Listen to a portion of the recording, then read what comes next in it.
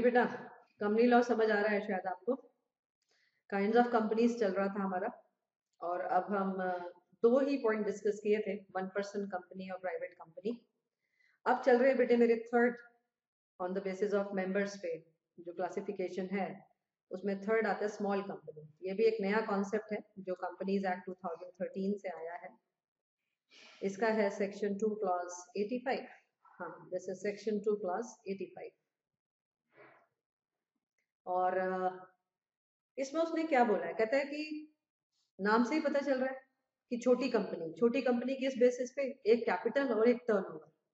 तो इसलिए उसने क्या बोला, कहता है it means a company other than a public company. Public company क्या होता है वो अभी हम नेक्स्ट टॉपिक करेंगे, समझ आ जाएगा अभी इसी लेक्चर में आपको कि जो पब्लिक कंपनी है उसको हम स्मॉल कंपनी कभी नहीं मानते, पहली बात। ठीक है। दूसरी बात उसने बोला कि पहला पॉइंट जिसमें जो पेड अप कैपिटल है वो मैक्सिमम 50 लाख है, नॉट एक्सीडिंग 50 लाख रुपीस। बोलता है paid up share capital of which does not exceed 50 lakh rupees, और आगे लिखती हूँ, ये सीखना है आपको, और such higher amount as may be prescribed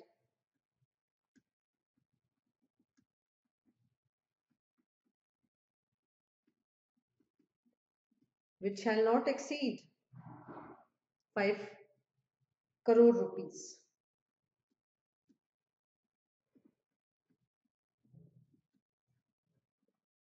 which shall not be more than 5 crore rupees। अब वो क्या बोल रहा है, कहता है कि पेड अप कैपिटल जो है स्मॉल कंपनी की वो ज्यादा से ज्यादा 50 लाख होती है, और सच हायर अमाउंट या उससे ज्यादा अमाउंट हो सकता है जैसा प्रिस्क्राइब किया जाए, जो कि 5 करोड़ से ज्यादा, 5 करोड़ से ज्यादा नहीं होगा। इसका मतलब क्या है, सब बेकार है।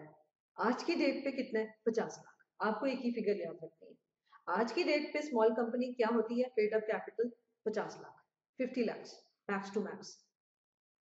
क्योंकि आगे की बात तो वो तब जब कोई नोटिफिकेशन आएगी, गवर्नमेंट जब कोई और अमाउंट, हायर अमाउंट प्रेस्क्राइब करेगी।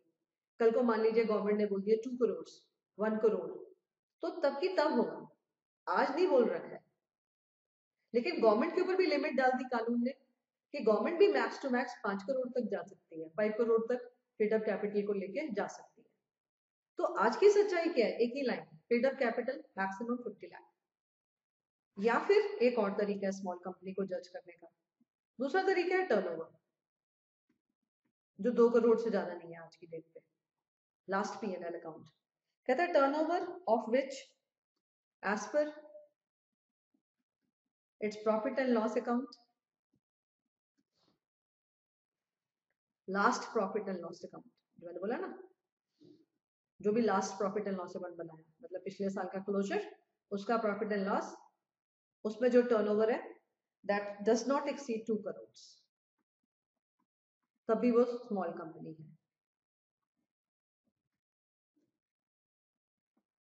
इसका मतलब है उसकी paid up capital max 50 lakh है या उससे कम है, या और उसकी टर्नओवर पिछले साल के हिसाब से, जो उसकी टर्नओवर है लास्ट P&L के हिसाब से, दैट इज मैक्सिमम 2 करोड़। इसमें भी उसने वही लिखा, और सच हायर अमाउंट एज में B prescribed which shall not exceed 20 crore, जिसमें से 5 करोड़ लिखा है, ऐसे यहाँ पे लिखा उसने टर्नओवर के लिए 20 करोड़, कि कल को ये बढ़ सकती है शायद। आज गवर्नमेंट ने 2 करोड़ बोल रखा है, कल को शायद ज्यादा हो, जैसा भी गवर्नमेंट प्रेस्क्राइब करेगी, लेकिन गवर्नमेंट भी ज्यादा से ज्यादा 20 करोड़ बोल सकती है। तो वो लाइन बेकार है आज की डेट पे। आज की डेट पे किसी से बात कर रहे हैं, बताइए जरा स्मॉल कंपनी क्या होता है, तो बस ये दो लाइन है कि paid up capital max 50 lakh और टर्नओवर लास्ट बैलेंस शीट और last profit and loss statement maximum 2 crore. तो ये होती है हमारी small company, that is other than public company, right. फिर उसने क्या बोला, कहता है इसके कुछ एक्सेप्शंस है कि ये जो सेक्शन 2 क्लॉज 85 है, ये इनको तो लगेगा ही नहीं, इनके केस में ये सेक्शन ही लागू नहीं होता। इनका मतलब इस केस में हम स्मॉल कंपनी वर्ड यूज ही नहीं करते, बोलता है this section does not apply. Section 2 clause 85 does not apply to, पहला केस आ जाता है holding and subsidiary company, short में लिख दिया होल्डिंग एंड सब्सिडरी कंपनी, क्या होता है आ जाएगा अभी, डोंट वरी। फिर a company registered under section 8, ये भी आ जाएगा, चैरिटेबल इंस्टीट्यूशन होती है, सोशल वेलफेयर का काम करते हैं। और अ कंपनी और a body corporate under special act, under special act जैसे आरबीआई, आरबीआई के लिए हमने reserve bank of India act बनाया, एलआईसी, एलआईसी के लिए एलआईसी एक्ट बनाया। तो कोई भी बॉडी या बॉडी कॉर्पोरेट जो किसी स्पेशल एक्ट में फॉर्म करी गई है, उसके केस में सेक्शन 8 सोशल वेलफेयर इंस्टीट्यूशन के केस में, होल्डिंग और सब्सिडरी के केस में सेक्शन 2 क्लॉज 85 का कोई इम्पोर्टेंस या कोई उसके ऊपर थॉट प्रोसेस नहीं है, राइट। उसके बाद जो नेक्स्ट कॉन्सेप्ट आता है दैट इज पब्लिक कंपनी।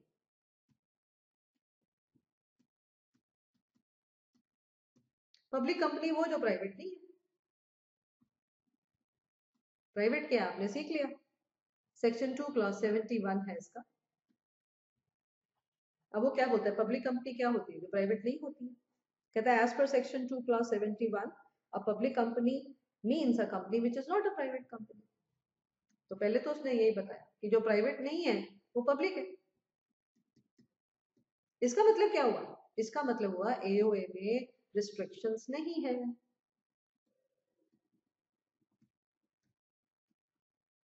इसका मतलब है इनके केस में जो ट्रांसफर ऑफ शेयर्स है वो बड़े आराम से हो जाएगा, ट्रांसफर ऑफ शेयर्स जो है वो फ्री है, उसमें कोई रोक टोक नहीं हो सकती। फिर unlimited number of members, members की लिमिट 200 ऐसा कुछ भी नहीं है। फिर पब्लिक इशू लॉन्च कर सकते हैं, ये पब्लिक को इनवाइट सिक्योरिटीज के लिए कर सकते हैं, शेयर्स, डिबेंचर, डिपॉजिट्स, है ना, कुछ भी, कितने भी पब्लिक इशू लॉन्च कर सकते हैं। इसका मतलब है प्राइवेट में जो रिस्ट्रिक्शंस हैं वो पब्लिक में नहीं है। इसका मतलब है एक पब्लिक कंपनी में लाखों शेयर होल्डर्स हो सकते हैं। एक खास बात जो मिस हुई वो ये कि प्राइवेट कंपनी में मिनिमम 2 मेंबर्स होते हैं, जो लास्ट लेक्चर में रह गई, मैक्सिमम 200 होते हैं, पब्लिक कंपनी में मिनिमम 7 होते हैं, इसमें जो मिनिमम नंबर ऑफ मेंबर्स हैं वो 7 है। इसका मतलब प्राइवेट में 2 है और पब्लिक में 7 है। वेरी वेरी इंपॉर्टेंट टॉक, आपको पब्लिक बनानी है कम से कम 7 चाहिए, ज्यादा से ज्यादा देयर इज नो लिमिट। इसको मतलब जितना आगे बढ़ना चाहते हो बढ़ो, जितना भी लोगों से पैसा लेना चाहते हो लो, इसका मतलब है कितना भी रिस्क लेना चाहते हो लो। अब क्योंकि आप लोगों के पैसे से गेम खेल रहे हो, कंपनी को चला तो कुछ डायरेक्टर्स ही रहे हैं, हालांकि उनको मेंबर्स नहीं अपॉइंट किए, लेकिन मेंबर्स का नंबर इलाकों में हो गया, और फिर चंद डायरेक्टर्स, 10-12 डायरेक्टर्स मिलकर इतनी बड़ी कंपनी को चला रहे हैं। तो इसलिए लॉ पब्लिक कंपनी के साथ हर जगह देखेंगे थोड़ा सा ज्यादा स्ट्रिक्ट है, जो होना भी चाहिए, क्योंकि रिस्क ज्यादा है ना, क्योंकि पैसा सारा पब्लिक का लगा हुआ है, इसलिए लॉ ने थोड़ी स्ट्रिक्टनेस रखी इनके साथ, पहले भी थी अभी भी है, everywhere it is there, right. खैर आज तो प्राइवेट के साथ भी है थोड़ी सी सख्ती, लेकिन पब्लिक के साथ तो हमेशा से ही ज्यादा रही है, राइट। और उसके बाद उसने क्या बोला कि जो इसकी मिनिमम पेड अप कैपिटल उसकी 1 लाख थी, इसकी 5 लाख है अगर शेयर कैपिटल है, क्योंकि इसमें भी हो सकता है शेयर कैपिटल हो सकता है शेयर कैपिटल ना हो, सोशल वेलफेयर का काम है, पब्लिक कंपनी बना के करना चाहते हैं तो अपना शेयर कैपिटल मत लगाइए, कोई जरूरी नहीं है। लेकिन अगर शेयर कैपिटल है तो फिर वो मिनिमम आपको 5 लाख रुपया रखना पड़ेगा, 5 lakh rupees minimum share capital होना चाहिए, तब जाके आप एक public company under section 2 clause 71 form कर सकते हो, सिंपल सा पॉइंट, राइट। ओके, उसके बाद वो क्या बोलता है, एक पॉइंट और है, कहता है मान लीजिए एक प्राइवेट कंपनी है, ठीक है, now that becomes a subsidiary of public company. Subsidiary क्या होता है, ये भी एक छोटा सा कॉन्सेप्ट है, आ जाएगा कि अगर एक प्राइवेट कंपनी एक पब्लिक कंपनी की सब्सिडरी बन गई तो इसको भी हम पब्लिक कंपनी मानते हैं, it is taken as public company, regarded as public company, deemed to be a public company। इसका क्या मतलब है? इसका मतलब है कि जो प्राइवेट कंपनी का एओए है जिसमें रिस्ट्रिक्शंस हैं, उन पे कोई फर्क नहीं पड़ेगा, नो इफेक्ट। इसका मतलब है नंबर ऑफ मेंबर्स अभी भी ये मैक्सिमम कितने रखेंगे? 200। पब्लिक इश्यू अभी भी लॉन्च नहीं करेंगे, ट्रांसफर पे रिस्ट्रिक्शंस अभी भी रखेंगे। इसका मतलब है एओए नहीं चेंज हो रहा है, सेम आर्टिकल्स के साथ वो कंटिन्यू करेंगे, लेकिन बाकी लॉ उनके ऊपर ऐसे लगेगा जैसे पब्लिक कंपनी के ऊपर लगता है। जो रिमेनिंग लॉ है वो इनके ऊपर ऐसे लगेगा जैसे पब्लिक कंपनी के ऊपर लगता है। इस सेंस में इनको पब्लिक कंपनी का दर्जा मिल जाएगा। आई रिपीट कि अगर एक प्राइवेट कंपनी एक पब्लिक कंपनी की सब्सिडरी बन जाती है तो उसे भी पब्लिक माना जाएगा। इसका मतलब ये है कि वो अपने आर्टिकल्स के साथ कंटिन्यू कर सकते हैं, वो सारी रिस्ट्रिक्शंस चलेंगी, लेकिन बाकी लॉ जो है उनके लिए ऐसे चलेगा जैसे एक पब्लिक कंपनी के केस में एप्लीकेबल होता है। राइट, छोटी सी बात है। तो वही उसने बोला, कहता provided where a company which is a subsidiary of a company not being a private company, ये लाइन में लिखती हूँ किसी किसी को तकलीफ ना आए। कहता है a company which is subsidiary of a company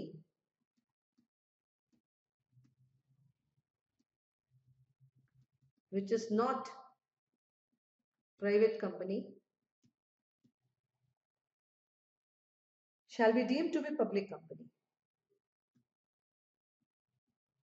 shall be deemed to be public company। deemed मतलब supposed।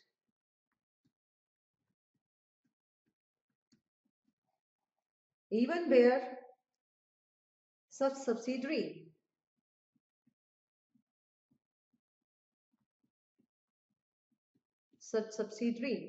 continues to be a private company in its articles, continues to be a private company in its articles। यही जो मैंने बोला वही उसने लिखा कि company जो एक ऐसी कंपनी की सब्सिडरी है जो प्राइवेट नहीं है, जो प्राइवेट नहीं है मतलब पब्लिक है। इसका मतलब अगर एक कंपनी एक पब्लिक कंपनी की सब्सिडरी है तो उसको भी पब्लिक कंपनी सपोज किया जाएगा। डीम्ड मतलब सपोज किया जाएगा, माना जाएगा कि वो भी पब्लिक कंपनी है। इवन वेयर, हालांकि such subsidiary continues to be a private company in its articles. इसका मतलब हालांकि वो जो प्राइवेट कंपनी है आर्टिकल्स में अभी भी प्राइवेट कंपनी है, जो सब्सिडरी बन गई है वो अभी भी अपने आर्टिकल्स को कंटिन्यू कर रही है एज अ प्राइवेट कंपनी। इसका मतलब रिस्ट्रिक्शंस है, नंबर ऑफ मेंबर्स की है, ट्रांसफर की है, सारी रिस्ट्रिक्शंस पब्लिक इशू की है। इसका मतलब वही जो मैंने सिखाया, बिल्कुल वही, ये वाली बात कि अगर एक प्राइवेट कंपनी पब्लिक की सब्सिडरी बन गई तो उसे पब्लिक माना जाएगा बाकी लॉ को लेके। एओए वो सेम कंटिन्यू कर सकते हैं। राइट, ये सिंपल सा पॉइंट है। फिर उसके बाद यहाँ पे जाके ये टॉपिक खत्म हो जाती है। तो यहाँ पे हमने खत्म किया on the basis of members. अब जो नेक्स्ट टाइप ऑफ कंपनीज आ रहा है that is on the basis of liability.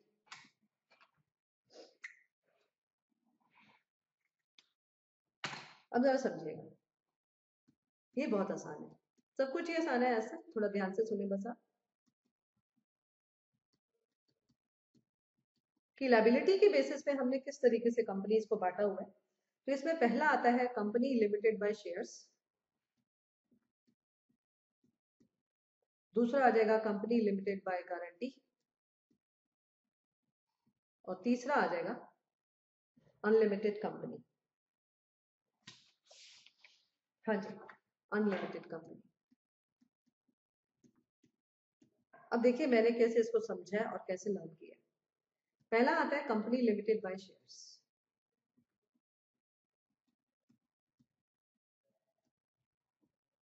Company limited by shares का जो सेक्शन है दैट इज सेक्शन 2 क्लॉज 22। नाम से ही पता चल रहा है लिमिटेड से पता चला कि इनके जो मेंबर्स हैं उनकी लायबिलिटी क्या होगी, लिमिटेड होगी। Liability of members will be limited to the amount unpaid, कि जो हमने शेयर कैपिटल का पैसा दिया है उसके अलावा जो अभी देना बनता है बस वही तक हमारी जिम्मेदारी है। जैसे मैंने 50,000 के शेयर्स लिए, 50,000 रुपए, 50,000, एंड मैंने 40,000 पे कर दिए हैं, तो मुझे 10,000 तक ही और पे करना है, उसके ऊपर मेरी कोई लायबिलिटी नहीं है। That is what is limited liability. Okay, liability limited to the amount unpaid on the shares. फिर लिमिटेड बाय शेयर्स, इससे पता चला कि शेयर कैपिटल है, वर्ड से ही पता चल गया। फिर ये पब्लिक भी हो सकती है, प्राइवेट भी हो सकती है, 1% कंपनी भी हो सकती है, कोई भी कंपनी हो सकती है जो कंपनी लिमिटेड बाय शेयर्स है। एक बंदा भी कंपनी लिमिटेड बाय शेयर्स बना सकता है, 2 बंदे प्राइवेट बनाए वो भी लिमिटेड बाय शेयर्स बना सकते हैं, 7 पीपल मिलके पब्लिक बनाए वो भी लिमिटेड बाय शेयर्स बना सकते हैं। और प्रैक्टिकली आप देखेंगे प्रॉफिट मेकिंग काम करते हैं ये लोग जो होते हैं।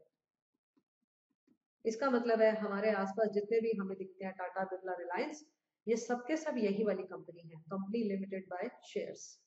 जितने भी आप देख रहे हैं ना बिजनेस हाउसेस बिजनेस प्रॉफिट के लिए कर रहे हैं, वो सबके सब आपको यही मिलेंगे, company limited by shares, section 2 clause 22। Right, बहुत छोटा सा कॉन्सेप्ट था अगर आप ध्यान से देखें। और एक बात और उसने और बोली कि ये जो limited to the amount unpaid है, ये पैसा कब मंगवा सकते हैं, कभी भी, किसी भी वक्त, वाइंडिंग अप से पहले कभी भी कंपनी जब जरूरत पड़े कॉल करके पैसा मंगवा सकती है, मेंबर को ये पैसा देना पड़ेगा। राइट, अब समझ आ जाएगा। उसके बाद एक भी वर्ड नहीं जो तंग करे, छोटा सा ही कॉन्सेप्ट था। फिर आता है कंपनी लिमिटेड बाय गारंटी, ये भी बहुत छोटा सा कॉन्सेप्ट है। सेक्शन आ जाता है इसका 2 क्लॉज 21, 22 है ना, थोड़ा सा याद भी जल्दी हो जाएगा, लाइन से आ रहा है। अब company limited by guarantee, limited word से फिर से क्या पता चला कि जो लायबिलिटी ऑफ मेंबर्स है वो क्या है, limited up to the amount unpaid, है ना। बात फिर वही आती है कि ये प्राइवेट भी हो सकती है, पब्लिक भी हो सकती है, और 1% कंपनी भी हो सकती है। कोई भी तीनों तरीकों में से कोई भी तरीका आप लगा के कंपनी लिमिटेड बाय गारंटी बना सकते हैं। प्रैक्टिकली आप देखेंगे एक वर्ड आता है इसमें, यूजुअली, ऑलवेज नहीं लिखा, सेक्शन 8 पढ़ेंगे उसमें ऑलवेज आएगा। यूजुअली जो है ये कंपनीज जो है वो सोशल वेलफेयर का काम करते हैं। यूजुअली का मतलब है जरूरी नहीं है, हो सकता है हो सकता है ना हो सकता है प्रॉफिट मेकिंग काम भी करे, ऐसे मना नहीं किया कानून ने, इसलिए यूजुअली वर्ड इंपॉर्टेंट है। इसका मतलब normally they are involve in promotion of sports या commerce, art, science, sports and culture. मैंने कैसे याद किए ये वर्ड्स, स्कूल को सोचो सारे वर्ड्स याद आ जाएंगे। स्कूल में 3 स्ट्रीम्स होती हैं, कॉमर्स, आर्ट, साइंस। स्कूल में और क्या होता है, स्पोर्ट्स होता है। स्कूल में और क्या होता है, को करिकुलर एक्टिविटीज, तो कल्चर। तो normally, okay, not always, normally they are engaged in promotion of commerce, art, science, sports, culture। तो नॉर्मली आप देखेंगे इस तरीके के काम। इसका मतलब है जितने भी आपको वो मिलते हैं ना, स्पोर्ट्स क्लब है, जितने भी स्पोर्ट्स क्लब देखेंगे वो नॉर्मली आपको इसी सेक्शन में मिलेंगे। चैम्बर ऑफ कॉमर्स है, जो हमारे इंडस्ट्रियलिस्ट ने एक एसोसिएशन बना रखी है, चैम्बर ऑफ कॉमर्स, वो है। ये सब के सब इसी सेक्शन में बने हुए हैं, सेक्शन 2 क्लॉज 21।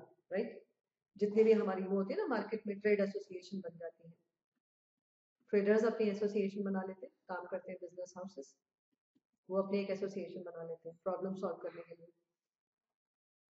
तो यूजुअली आप देखेंगे कि ये लोग जो है वो section 2 clause 21 company limited by guarantee use करते हैं।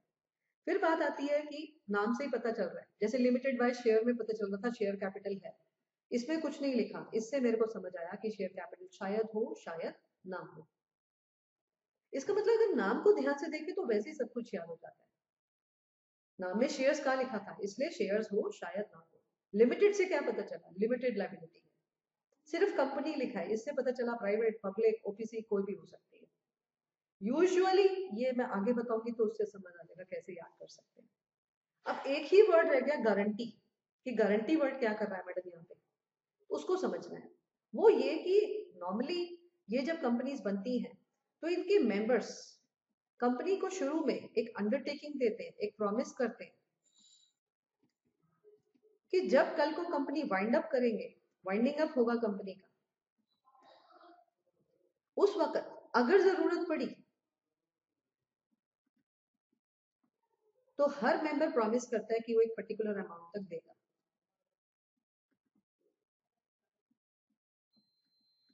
तो एक प्रॉमिस कर दिया, जैसे हमने एओए में लिख दिया, नंबर ऑफ मेंबर्स भी लिख दिए और बता दिया जी मेंबर्स जो है अंडरटेकिंग दे रहे हैं कि वाइंडिंग अप में अगर प्रॉब्लम आई तो 2 लाख रुपए तक, 2 लाख रुपीज तक हर मेंबर से हम ले सकते हैं।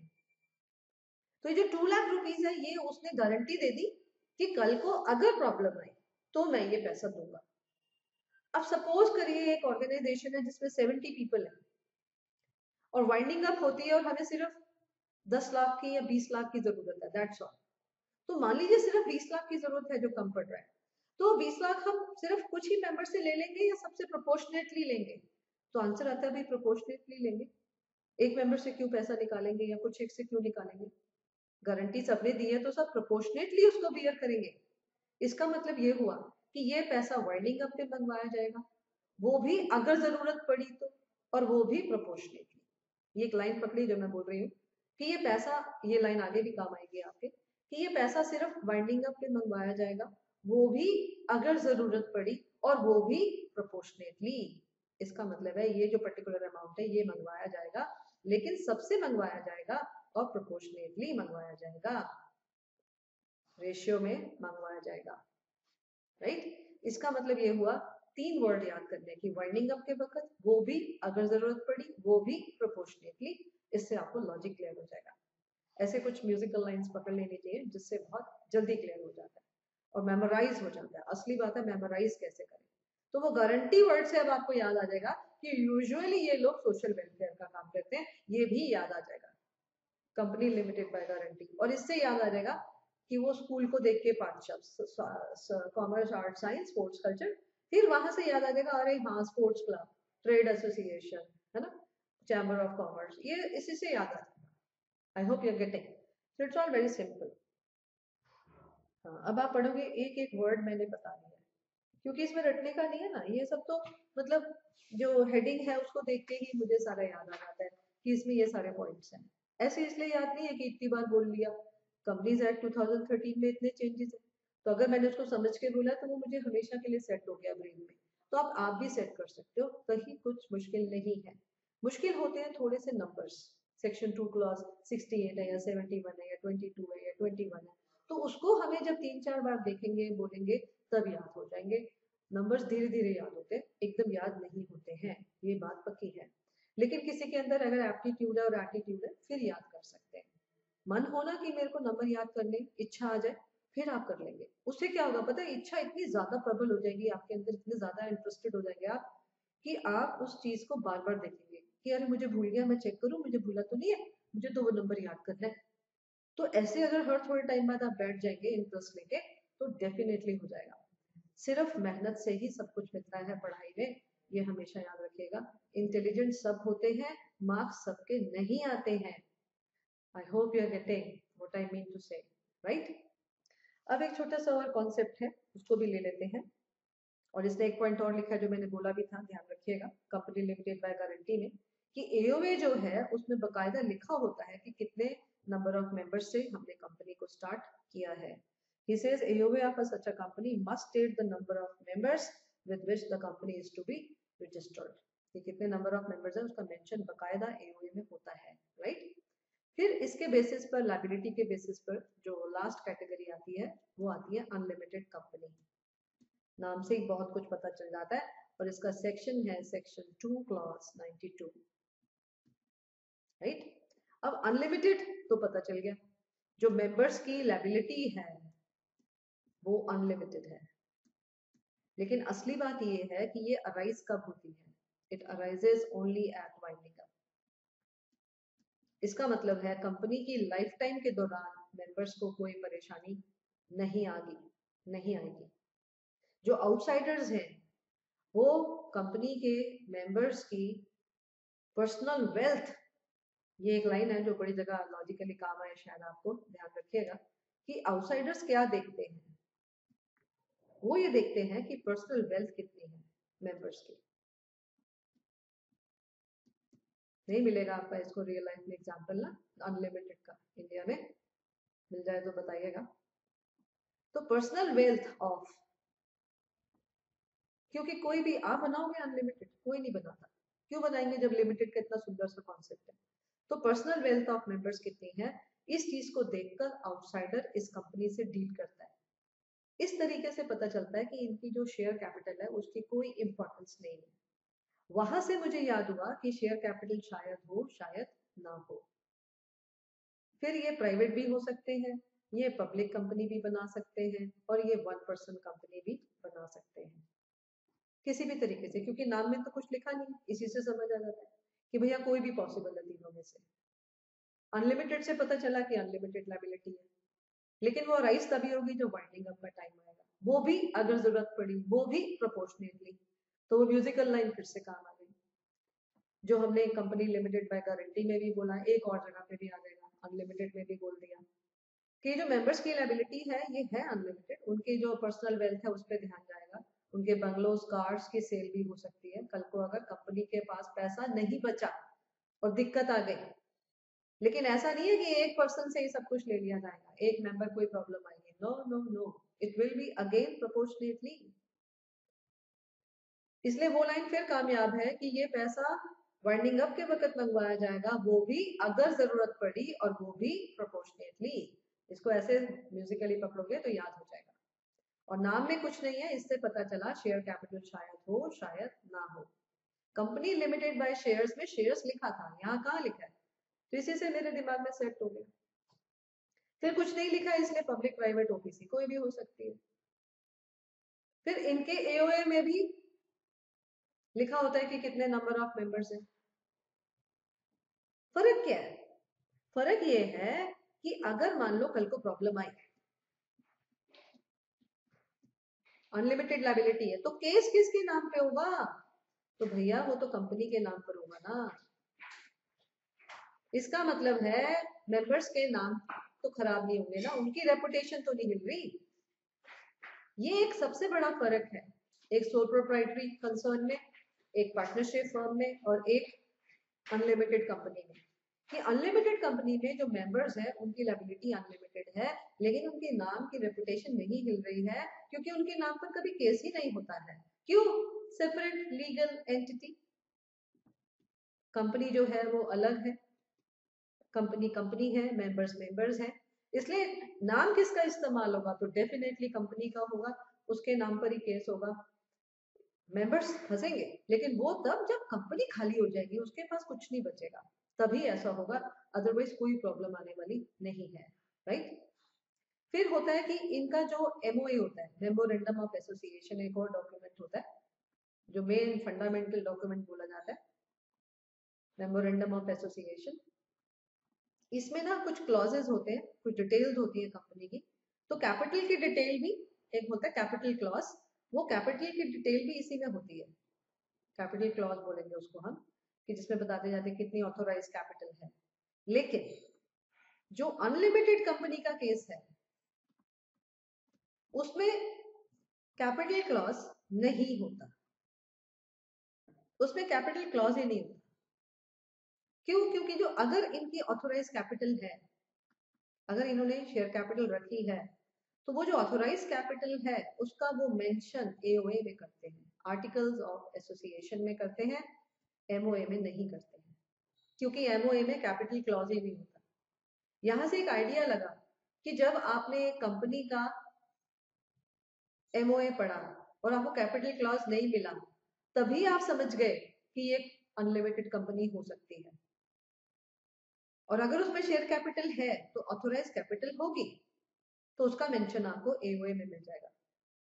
ऑथोराइज कैपिटल मतलब वो कैपिटल जिसकी हमारे पास अथॉरिटी है, जो हम पैसा समय के साथ इकट्ठा करके कंपनी का बिजनेस चला सकते हैं।